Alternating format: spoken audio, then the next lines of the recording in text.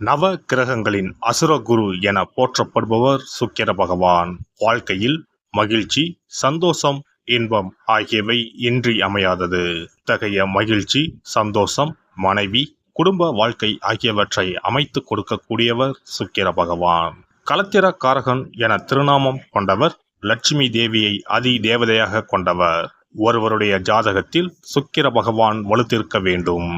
ஜாதகத்தில் இவருடைய சேர்க்கையும் நன்றாக இருக்க வேண்டும். இல்லை என்றால் பலவிதமான பாதிப்புகள் ஏற்படும். குறிப்பாக சனி பகவான், ராகு பகவானுடன் சுக்கிர சேர்க்கை ஏற்பட்டால் அந்த ஜாதகரின் இல்லற வாழ்க்கை சிறப்பாக அமையாது. பல பாதிப்புகள் ஏற்படும். சுப கிரகங்களில் பார்வை இருந்தால் மட்டுமே பாதிப்புகள் சற்றே குறையும்.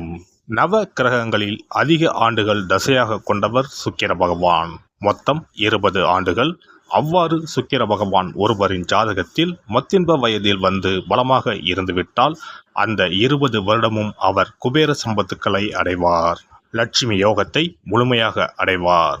அப்பேற்பட்ட சுக்கிர பகவான் மே மாதம் 19ஆம் தேதி, அதாவது வைகாசி மாதம் 6ஆம் தேதி மேசமனையில் இருந்து ரிஷபமனைக்கு இடப்பெயர்ச்சி ஆகிறார். தனது சொந்த வீட்டில் அமர்ந்து ஆட்சி பலம் பெறுகிறார்.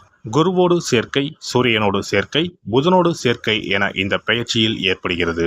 மே மாதம் 19ஆம் தேதி முதல் ஜூன் மாதம் 12ஆம் தேதி வரை 24 நாட்கள் சுக்கிர பகவான் ரிஷபராசியில் சஞ்சாரம் செய்ய இருக்கின்றார். இந்த பெயர்ச்சியால் பெண்களே அதிக அளவில் நன்மைகள் அடையப் போகின்றனர். ஆசைப்பட்ட ஆடை ஆபரணங்களை வாங்கி குவிப்பீர்கள். அடைபடாத கடனை அடைத்து நிம்மதி அடைவீர்கள். அடையில் உள்ள பொருட்களை மீட்க அரிதான காலகட்டம் இதுவாகும். இனி உங்கள் ராசிக்கான பலன் என்ன என்பதனை பற்றி காண்போம். தனது நேர்மையான செயல்களால் அனைவரையும் கவர்ந்திழுக்கும் தனுசு ராசி அன்பர்களே, இந்த சுக்கிர பெயர்ச்சியின் மூலம் பணவரத்து அதிகரிக்கும். கொடுத்த வாக்கை காப்பாற்ற மிகவும் பாடுபட வேண்டியிருக்கும். எனவே யாருக்கும் எந்த வாக்குறுதியையும் அளிக்காமல் இருப்பது நல்லது. அடுத்தவருக்கு செய்யும் உதவிகள் சில நேரத்தில் உங்களுக்கு எதிராகவே மாறலாம்.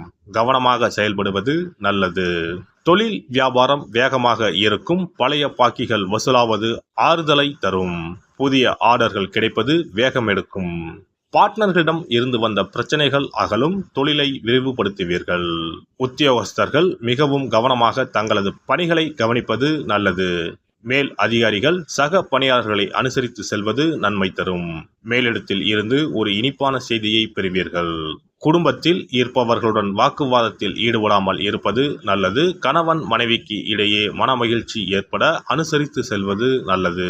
பிள்ளைகளின் கல்வியில் கவனம் செலுத்துவது நன்மை தரும். வழக்கு விவகாரங்களில் ஈடுபடாமல் தவிர்ப்பது நல்லது. உறவினர்கள், நண்பர்கள் அனுசரணையுடன் இருப்பார்கள். பெண்களை பொறுத்தவரை எதிலும் காலதாமதம் உண்டாகும். சொன்ன சொல்லை காப்பாற்ற பாடுபட வேண்டி இருக்கும். பணவரத்து தாமதப்படலாம். அரசியல்வாதிகளுக்கு பெயரும் புகழும் அதிகரிக்கும். கட்சி மேலிடத்தால் பாராட்டப்படுவீர்கள்.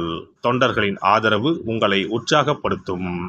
கட்சியில் புதிய பொறுப்புகளை பெறுவீர்கள். அவற்றை நேர்த்தியாக செய்து முடிப்பீர்கள். கலைத்துறையினருக்கு புதிய வாய்ப்புகள் குறைவாகவே இருந்தாலும் பணவரவு சீராகவே தொடரும். ரசிகர்களின் ஆதரவு அமோகமாகவே இருக்கும். உங்கள் திறமையினால் புகழை தக்க வைத்துக் கொள்வீர்கள். மாணவர்கள் பாடங்களை படிப்பதில் மெத்தனம் காட்டாமல் இருப்பது நல்லது. நட்சத்திர பலன்கள். மூலம் நட்சத்திரம். நல்ல சிந்தனை ஏற்படும். மனோபலம் அதிகரிக்கும். சாதுரியமான பேச்சால் எளிதாக எதையும் செய்து முடிப்பீர்கள். உங்களின் நற்பெயருக்கு வங்கம் வரலாம். தைரியத்தை மட்டும் எப்போதுமே இழக்கக்கூடாது. பூராடம் நட்சத்திரம். சகோதரர்கள் வகையில் பகை வரலாம். அவர்களுக்காக விட்டு கொடுத்து வாழ்தல் நலம். உத்தியோகஸ்தர்களுக்கு மதிப்பு உயரும். போட்டிகளை சமாளிப்பீர்கள். உங்களுக்கு எதிர்பார்க்காத பதவி கிடைக்கும். சக ஊழியர்கள் உங்களுக்காக உழைப்பார்கள். எந்த சவாலையும் தைரியம் மற்றும் தன்னம்பிக்கையுடன் சமாளிப்பீர்கள்.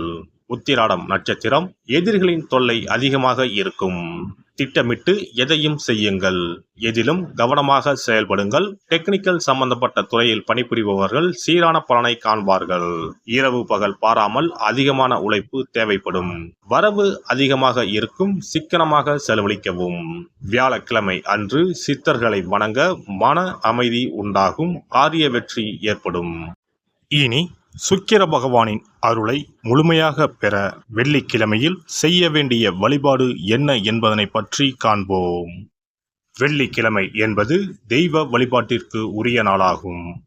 அதிலும் குறிப்பாக மகாலட்சுமியை வழிபடுவதற்கு சிறப்பான கிழமையாக கருதப்படுகிறது. நமக்கு செல்வத்தை வாரி வழங்கக்கூடிய மகாலட்சுமி தேவியும் குபேரனும் நம்முடைய பூர்வ ஜென்ம கர்ம வினைக்கு ஏற்ப பலாபலன்களை கொடுக்கிறார்கள். அதை அனுபவிக்க செய்யும் பொறுப்பு சுக்கிர பகவான் பார்த்து கொள்கிறார். ஒருவர் செல்வந்தராக இருப்பதற்கு ஜாதகத்தில் சுக்கிரன் அருள் கட்டாயம் இருக்க வேண்டும். சுக்கிரனுடைய அருள் பெற வெள்ளிக்கிழமையில் சுக்கிரஹோரை வரும் நேரத்தில் இவ்வாறு வழிபாடு செய்தால் சுபபோக வாழ்க்கையை அனுபவிக்க முடியும். ஒருவருடைய ஜாதகத்தில் சுக்கிரன் நீச்சம் பெற்றால் உடல் ரீதியான ஆரோக்கிய ரீதியான பாதிப்புகள் ஏற்படும். சொத்து சுகங்கள் எவ்வளவு இருந்தாலும் அதை முழுமையாக அனுபவிக்க முடியாமல் செய்துவிடும். பெரிய பெரிய பணக்காரர்களை எடுத்துக்கொண்டால் அவர்களிடம் எவ்வளவு காசு கொட்டி கிடந்தாலும் சுக்கிர தசை இல்லை என்றால் அவ்வளவு பணமும் வீண் விரயமாகத்தான் போகும். குறிப்பாக மருத்துவ செலவுகள் செய்தே சொத்துக்கள் அழியும் நிலை வரும். இதற்கு சுக்கிர பகவானுடைய வழிபாடு நல்ல ஒரு பலனை கொடுக்கும். சுக்கிர பகவானுக்கு வெள்ளிக்கிழமை என்பது உரிய தினமாகும். சுக்கிரன் அருள் பெற வீட்டில் வெள்ளி பொருட்களை பயன்படுத்துவது நலமாகும். வெள்ளியில் சுக்கிரன் வசிப்பதாக ஐதீகம் உள்ளது. வெள்ளி பொருட்கள் கொண்டு பூஜை செய்தால் சகல சௌபாக்கியங்களும் உண்டாகும். சுக்கிர வழிபாடு செய்ய நினைப்பவர்கள் காலை 6 மணி முதல் 7 மணி வரையிலான காலம் சுக்கிரஹோரை ஆகும். அதனை தவறவிட்டால் மதியம் 1 மணி முதல் 2 மணி வரை சுக்கிரஹோரை நிகழ்கின்றது. அதையும் தவறவிட்டால் இரவு 8 மணி முதல் 9 மணி வரையிலான சுக்கிரஹோரை நேரத்தில் வழிபாடுகள் செய்து பயன்பெறலாம். இவற்றில் காலை 6 மணி முதல் 7 மணி வரையிலான முதல் சுக்கிரஹோரையில் சுக்கிர வழிபாடு செய்வது சிறப்பான பலன்களை கொடுக்கும். காலை முதல் மாலை வரை உபவாசம் இருந்து சுக்கிர பகவானுக்கு உரிய காயத்ரி மந்திரத்தை உச்சரித்து கல்கண்டு சேர்த்த சர்க்கரை பொங்கலை நைவேத்தியம் படைத்து வெள்ளை நிற பூக்களால் அர்ச்சனை செய்ய வேண்டும். சுக்கிர தசை நடப்பவர்களும் சுக்கிரன் நீச்சம் பெற்ற ஜாதகக்காரர்களும் இந்த வழிபாடு செய்வது சிறப்பான பலன்களை கொடுக்கும்.